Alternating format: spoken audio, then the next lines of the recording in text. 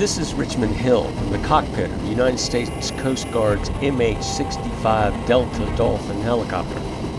Of the places in our training flight around the coastal empire, Richmond Hill, with its convergence of waterways and people, causes the most concern for Commander Greg Fuller, who understands that one of the dynamics of a hurricane is human nature. They just get caught off guard, not thinking it's going to be as bad as it is, and it can be pretty a significant, deeply emotional event offshore. Chatham County's surge map paints a picture in red of a hurricane's potential threat. But that picture is rendered even more vivid from the sky as the relationship between water and homes becomes clear. The impact from a direct hit from a hurricane would be devastating for us, be it Cat 1, Cat 2, all the way to a Cat 5. And the best way to see that is with these guys from above. So I got the high tension wires there on the water across the Savannah River there. Even in the lowest level hurricane, a Category 1, Wilmington Island would be underwater. In a Category 3, you wouldn't see anything but treetops from this vantage point.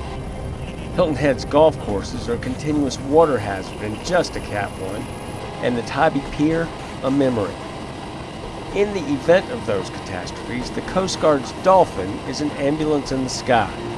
To assume a first responder role of search and rescue if that's required, as well as post-storm damage assessments. There is some thunderstorm activities you saw. In the briefing room, a careful calculus precedes every Dolphin deployment. The first thing we do is do a risk assessment.